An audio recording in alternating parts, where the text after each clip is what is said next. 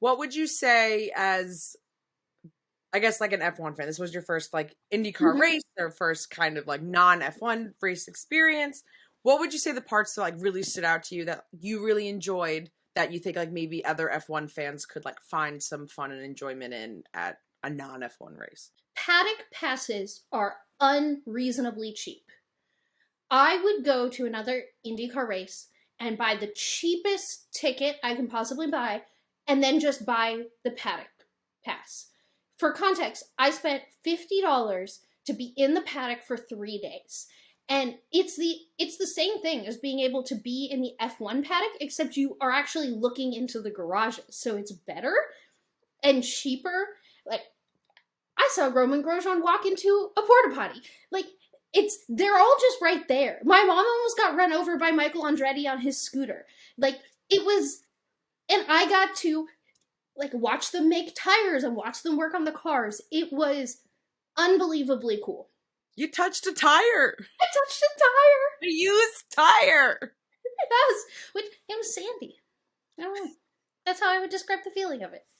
Yeah, I mean, also like, so everyone knows, Nicole and I have this thing where we desperately want to touch an F1 car because we've only ever seen F1 cars in the context of not being able to touch them. So, like, in a museum, or if you're at a race, like, even if there's an F1 car there, you can't touch it. I want someone to let me touch an F1 car. So this felt like a step in that direction, where I got to touch a used race car tire. But, yeah, so the behind-the-scenes access was really cool. There was also a whole paddock for the historic F1 cars that was free for everyone to access. So I got to see all these historic cars with, like, all their parts off and people and mechanics working in them. I got to see inside of all of it. The behind-the-scenes element of it was really cool. I'm not a big, I'm not a big autograph person. I just feel that way about everything, that I know so many people had a ton of fun getting to meet drivers and get autographs from drivers and photos with drivers. So even though that wasn't the reason I was there or interested, I know that access is there. So that was cool. And I would recommend to anyone, if you have an IndyCar race near you, like, go just for that reason alone. I did think it was interesting that, well, from my perspective, like 50% or more of the people there were in F1 merchandise. So, like, Red Bull gear, Ferrari gear, so much Lewis Hamilton stuff, wow. And Mercedes. And, like, it's not like there was a Ferrari car there that weekend in any of the support series, so you can tell, like, they were wearing it because they're F1 fans. So I actually felt it was, from my perspective, really cool. And I would talk to different people, and we were talking about how we're F1 fans and we're there because, like, cars are fun. And it's cool to be introduced to a new series like that. So those were my highlights. I would definitely recommend it. I will say the worst part of the experience is that if you listen to this podcast, you know I'm not a McLaren fan. No part of me is a McLaren fan, ever.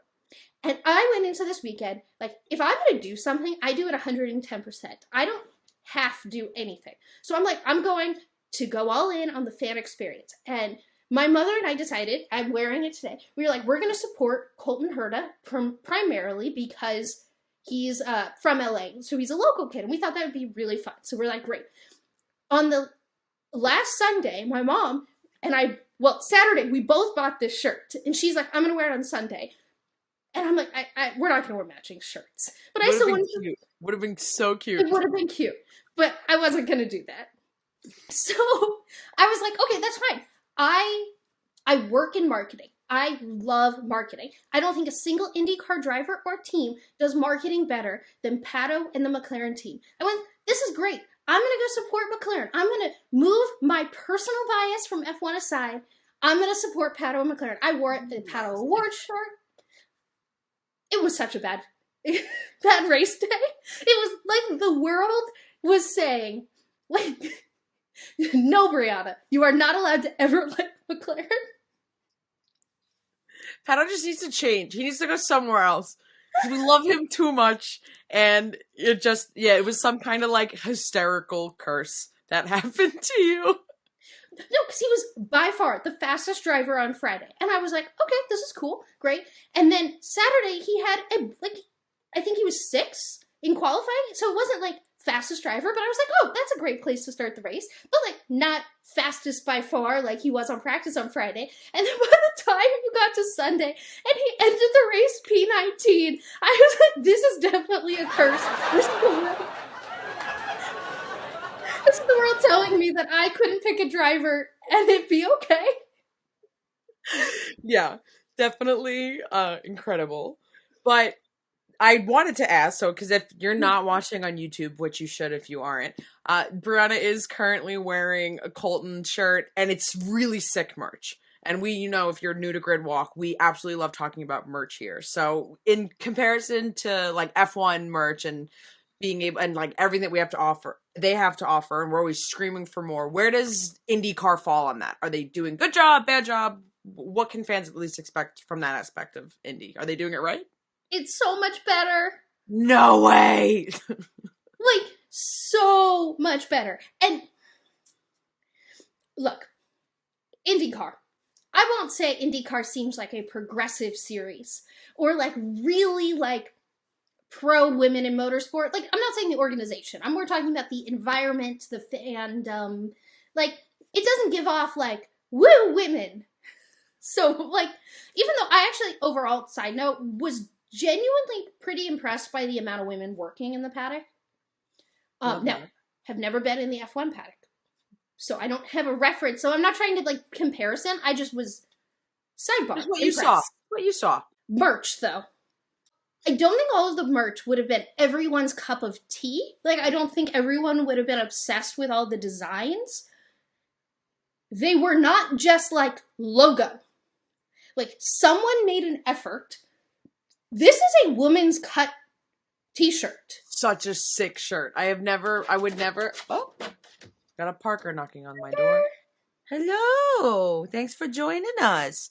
I would never have labeled myself like a Colton fan. I've really consumed very little IndyCar at all. That is a sick shirt. I love that shirt. Yeah, they had all the drivers in this like similar style. Their jerseys, in my opinion, I didn't like so much, but it's still like they have these like jersey style shirts that I can't say they have in F1. Nicole, they had a crop top. Oh, stop that. Stop that. That's again, the magic words. I didn't think it was cute, but it was a pre-made crop top. Not a, oh, I could buy that and crop it. Like, they made it as is. Right. Actually, what blew my mind the most was, so McLaren did a whole launch of their 3 Indy 500 liveries. So they had this whole section in, like, the conference center. Like, there was basically this whole, like, giant conference hall where all the sponsors and there were giveaways and, like, cars everywhere. McLaren had a whole section in there with their 3 show cars, with their 3 Indy 500 liveries, and a whole merch section with specialized merch for this launch.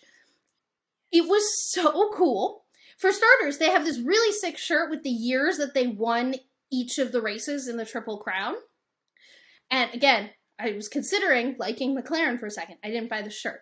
But the bigger deal, to me, was that they had all this stuff that I don't know why they don't sell in F1. They had a deck of cards with the logo. They had magnets. They had keychains. They had pendant flags. They had drawstring bags. Nothing I'm saying is expensive or impressive. What was impressive to me compared to F1 is that they had it. It exists. And what I don't understand is, and I'll go grab it in a second to show the YouTube audience. Like, I got a Pato shirt that was just as cool as this one, in my opinion. Like, if they can make this for their IndyCar team that's newer, and I would say McLaren overall has some of the better merch in the F1 paddock, but why can, like, if they know how to make a magnet for their IndyCar team, why don't they know how to make magnets for their F1 team? It makes no sense in my brain. It doesn't. It's like usually where there's the larger fan base, larger merch. That feels like common sense. But in this, I don't know, maybe it's like IndyCar's like, let's just make a bunch and see what fits. That sounds expensive, but kudos to them for doing it, trying it out. I mean, it's working. F1, I feel like, is slowly but surely, I feel like it's like snail pace having this, but we're starting to see a little bit more. But IndyCar's clearly already doing better in that area of merch. I was like, there was a pen with a logo on it. And yes, I know I can buy a Mercedes AMG pen from their website, but you couldn't if you went to a race. Mm-hmm. And Yeah, that's where they get you. even like the mugs we got for like Coda. It's like, yeah, they Right. were Coda affiliated. It wasn't like an F1 mug. They were, yeah, which Hold on, let me go grab the Pato shirt. yay! La la la la la la. Filling time, hello. This is me singing nonsense. Na na na na na na. I wonder if Taylor Swift is gonna go out in public again today. Na, I'm na, excited na. to listen back to that on the edit.